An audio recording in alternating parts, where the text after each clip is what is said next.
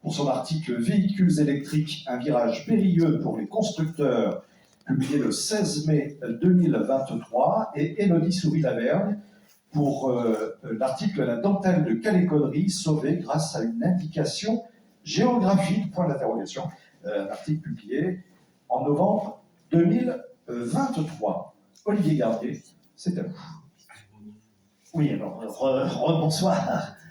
Bon, je vais être très bref pour introduire. Je crois que là, il y avait trois articles chacun très différents, puisqu'on passait de la dentelle à un sujet, bien sûr, plus d'actualité, malheureusement, qui est celui des violences conjugales, en passant aussi par les véhicules électriques. Et je crois que là, il y a eu une grande difficulté dans nos débats à sélectionner, parce que les trois articles étaient vraiment excellents, mais très différents aussi. Donc c'est pour ça que quand c'est très différent, on a beaucoup de mal à hiérarchiser. Donc alors pour commencer, en suivant le même process, pour commencer à donner un peu à expliquer pourquoi le jury a sélectionné ces papiers, j'invite tout d'abord Alexandra Ben Saïd à parler de l'article de Marion Hellman. Bonsoir à toutes et à tous. Alors, l'enquête de Marion Hellman s'appelle « Quand le compte en banque devient une arme pour les conjoints violents » et elle l'a publiée le 23 novembre 2023. Comme souvent, c'est l'originalité du sujet qui emporte déjà l'adhésion. Je ne sais pas comment vous le faites pour le lire, mais moi j'aime bien quand on me surprend, qu'on va me raconter quelque chose que je ne connais pas ou peu. Et puis ensuite, on est sur un très bon niveau, comme l'a dit Agnès Benassi-Kéré, donc on va découvrir la fluidité, la qualité d'analyse, le pluralisme des sources, la rigueur évidemment. Marion Hellman, dans cet article, elle s'intéresse aux violences économiques dans le couple qui peuvent survenir, dit-elle, dans n'importe quel milieu. C'est par exemple le refus de payer les courses, la confiscation des allocations, la souscription de crédit à l'insu de son conjoint dans certaines circonstances. Et puis bien sûr, ça peut durer après le couple, après la séparation, ceux ou celles qui, par exemple, refusent de continuer à rembourser un crédit ou qui dissimulent leur patrimoine. Ce sujet-là, il est vraiment mal connu, on en a un peu parlé en 2019 pendant le Grenelle des violences conjugales, mais chez nous, il n'est pas caractérisé en tant que violence conjugale. Il n'est pas, contrairement au Royaume-Uni, à l'Espagne, pénalisé. Et donc Marion Hellman, elle va nous rappeler à travers des témoignages en France, d'exemples puisés à l'étranger, un phénomène dont nous avons peu conscience, et pourtant, le chiffre qu'elle apporte, c'est un chiffre qui a été publié en novembre 23, justement, par la newsletter Les Glorieuses. Une femme sur 4 se dit victime de violences économiques de la part de son partenaire actuel. C'est quand même un chiffre assez frappant. Donc elle s'intéresse à un phénomène d'importance et mal connu. Elle va passer par notre héritage culturel. Je vous rappelle que jusqu'en 1965, enfin c'est elle qui nous le rappelle, les Françaises ont dû attendre pour pouvoir travailler, ouvrir un compte en banque 1965 sans l'autorisation de leur mari. Il y a eu encore des avancées jusqu'en 2022. Vous lirez ça. Et donc le grand apport de cet article, c'est qu'elle souligne combien des acteurs économiques structurants, d'abord les banquiers, mais aussi les notaires, les conseillers en patrimoine peuvent agir pour accompagner les femmes dans leur libération. Et certains réseaux bancaires ont commencé, et c'est assez intéressant de le dire, ici, à la Banque de France, dans un prix, en effet, en partenariat avec la Banque de France, l'AGEF et Lire la Société. Et puis ça nous renvoie, je vais terminer, à la question plus profonde de pourquoi les conjoints, alors on pense souvent aux femmes, mais c'est vrai, pourquoi les conjoints ont laissé faire ça, et ça c'est, pourquoi est-ce qu'ils ont laissé, ils ont confié leur patrimoine, leurs finances à quelqu'un d'autre, et ça nous renvoie au sujet de l'éducation financière. Donc cet article est une très belle enquête, une incitation à s'informer plus sur l'économie. Est-ce que c'est de l'économie? C'est un grand débat. Bien sûr, c'est de l'économie, c'est des relations hommes-femmes, c'est tout un pan de l'économie, de la science éco, la question des relations au sein du couple. Et je vous conseille de lire ce formidable article.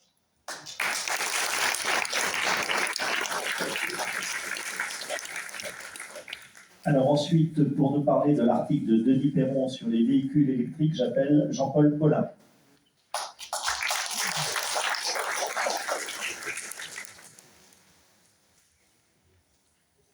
Oui, alors j'ai beaucoup aimé cet article parce que, En effet, quand vous posez la question à des patrons d'entreprises automobiles, comment ils allaient faire pour passer du thermique à l'électrique, ils levaient les bras au ciel en montrant que ça allait être une véritable aventure. Et pourquoi? Et cet article, justement, montre précisément pourquoi, enfin, quelles sont les raisons qui font de cette évolution un véritable défi. Alors, le point essentiel, c'est que l'élément de base du thermique, c'est toujours le moteur. Le moteur qui est une espèce de petit bijou, qui est apparemment très compliqué à faire fonctionner, et qui représente 20% de la valeur du véhicule. Alors que côté thermique, c'est tout différent. L'important, c'est les batteries, on le sait, et les batteries en question, ça représente 40% du coût, alors que le moteur, au fond, est quelque chose apparemment de plus banal, plus facile à faire fonctionner, et finalement, sur lequel on peut moins se différencier. Alors, ça veut dire que toute la chaîne de valeur de la production de l'automobile se trouve modifiée. Ça veut dire aussi que ça modifie complètement les stratégies des entreprises et notamment les sources, les niveaux où les entreprises vont chercher leur rentabilité. L'exemple en particulier pour le thermique, oui, c'est la question des pièces de remplacement sur lesquelles les entreprises de voitures thermiques font des profits importants et qui compensent probablement des pertes ailleurs. Alors ça, effectivement, on va avoir un déplacement de ces niveaux de production de rentabilité, et c'est déjà important. Puis il faut ajouter que, alors, les sous-traitants n'auront plus rien à voir les uns avec les autres. Côté thermique, on parle, comme vous le savez, des fameuses gigafactories, c'est-à-dire c'est des très grandes entreprises qui supposent, au fond, une concentration du marché.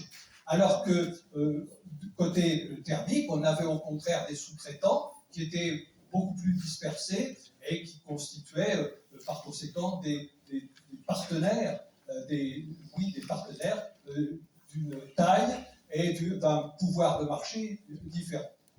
Donc, c'est bien ça qui constitue le fondement de cette transition si compliquée.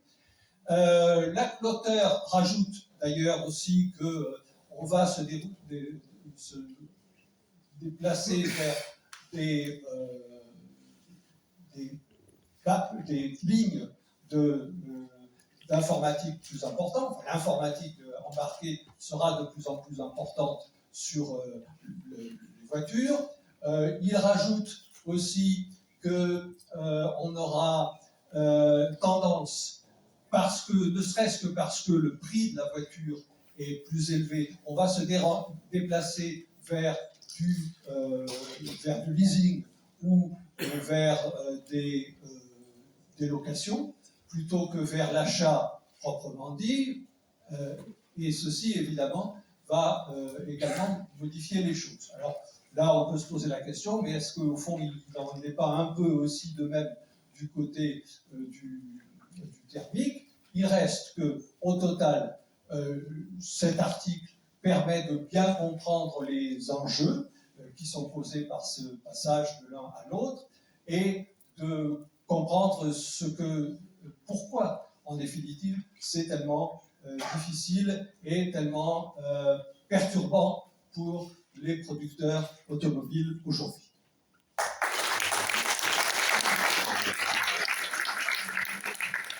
Après le regard sur le futur, sur l'actualité en tout cas sur les véhicules électriques, là le regard plus historique sur la dentelle de Calais, et donc j'appelle Emmanuel Combe.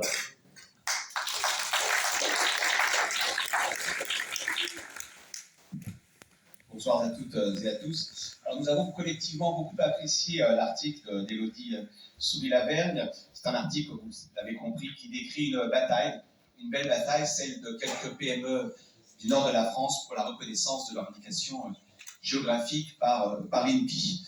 Et l'article part d'un constat indiscutable, historique. La dentelle représentait il y a un peu plus d'un siècle 30 000 salariés. Elle en représente aujourd'hui 400. Donc c'est l'histoire d'un long mais inéluctable déclin. Et ce qui est extrêmement intéressant dans cet article, dans cette enquête très approfondie, c'est qu'on a à la fois une analyse des causes possibles, qui comme toujours en économie sont multiples, mais également des solutions mises en œuvre, en particulier par les entreprises. Alors du côté des causes, l'auteur nous montre qu'il y a d'abord les changements de comportement, de nos comportements d'achat, nous achetons moins de dentelle, mais également les changements technologiques. Nous avons trouvé ça extrêmement intéressant. On passe de la dentelle tissée à la dentelle tricotée, mais également la cyclicité du produit et la forte dépendance de ces PME qui sont souvent des sous-traitantes de grands industriels du luxe et bien entendu la contrefaçon. Donc une analyse multifactorielle des causes et puis dans un second temps une analyse des solutions, en tout cas celles qui sont mises en œuvre par les acteurs eux-mêmes, et l'auteur nous explique en particulier qu'il mise sur la montée en gamme des produits, sur la diversification des produits. On apprend que la dentelle, ça n'est pas seulement de la tradition, c'est certes fait sur des anciens métiers à tisser, mais cela peut être très technique, y compris cela peut servir à des applications, apprend-on, militaires. Innovation et tradition peuvent se conjuguer. Et finalement, ce qui nous a également beaucoup plu dans cet article, c'est le sentiment de vent d'optimisme qui s'en dégage. On a quelques PME discrètes qui se battent sur leur territoire pour faire valoir un des atouts, un des avantages comparatifs de la France. Je vous ouvre une parenthèse pour la refermer aussitôt. Comme vous le savez, le second solde commercial après l'aéronautique, c'est bien les industries du luxe. Et donc c'est un article extrêmement intéressant qui met en évidence un des avantages comparatifs de la France, l'excellence des savoir-faire. Et comme toutes les belles histoires, l'article date de, je crois, novembre 2023, comme toutes les belles histoires, elles se terminent bien, puisque le 26 janvier 2024, l'Institut national de la propriété industrielle a reconnu la dentelle de Calais et de Caudry comme la 17e indication géographique artisanale. Félicitations à Élodie Souris-Lavergne. Merci Emmanuel Jeanne. L'heure du verdict. On y va? Oui. Allons-y. Alors, l'heure du verdict. Alors, comme je l'ai dit au début, c'était très serré puisque ce sont trois excellents articles, très, très différents, donc difficiles à classer. Bon, il a fallu néanmoins choisir l'article que l'on mettait en numéro 1, et c'est l'article de Marion Hellman des Échos. Donc, il y a trois raisons. Il y a trois raisons qui expliquent ce choix. D'abord, je l'ai dit tout à l'heure, c'est un peu malheureusement l'actualité du sujet, puisque ce sujet des violences conjugales, on voit, est malheureusement dans l'actualité. Deuxième raison, c'est l'originalité de l'approche, parce que souvent quand on pense violence conjugale, on pense violence physique, là c'est un peu les violences économiques. Et puis troisièmement, c'est quand même un article d'économie qui aborde le sujet en discutant le sujet sous l'angle juridique, économique, et donc bravo à Marion Hellman. Alors là, je ne vais pas refaire un discours sur la sagesse et la fortune ou la prospérité, mais en tout cas, je vous remets aussi le jeton de présence et félicitations.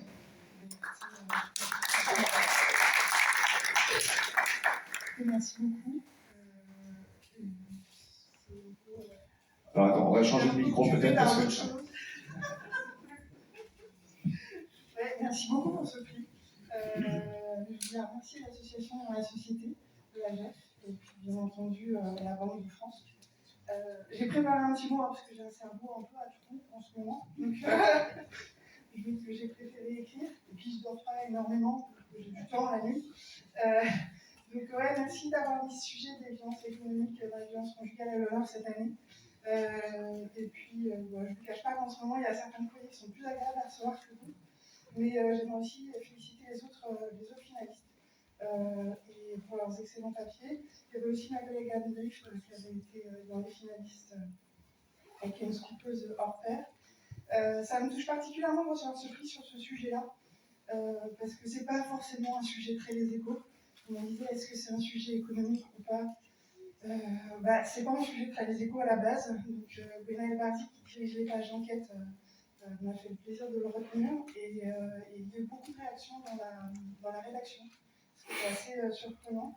Et le fait de mettre ce sujet à l'honneur, ça montre que c'est pas seulement un problème de bonnes femmes, c'est pas seulement un problème privé, c'est vraiment devenu un véritable problème de société, un enjeu pour les institutions et pour les entreprises comme les banques.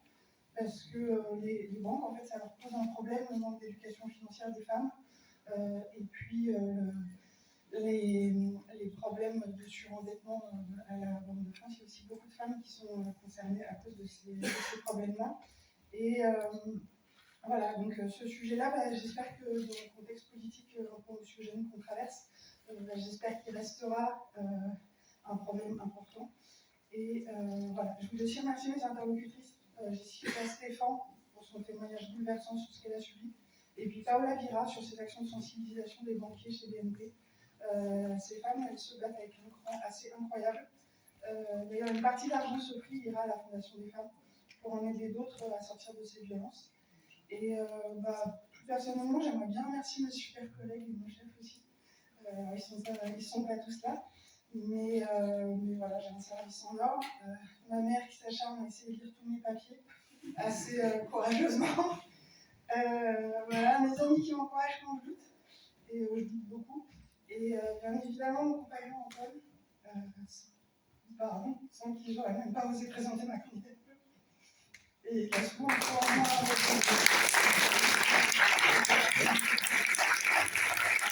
voilà, je pas une fois, il y a le chef qui me demandait il y a encore quelques années si vraiment l'économie m'intéressait ou si j'étais rentrée aux écoles parce que j'avais vu de la lumière.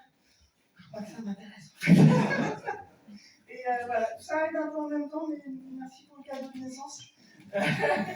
Et merci pour l'honneur que vous me faites.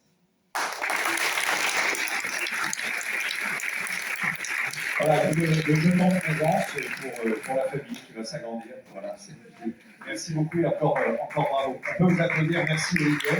Merci beaucoup. Alors je disais, et on le rappelait tout à l'heure avec Agnès Benassi-Guéret, c'est la 15e édition de ce prix.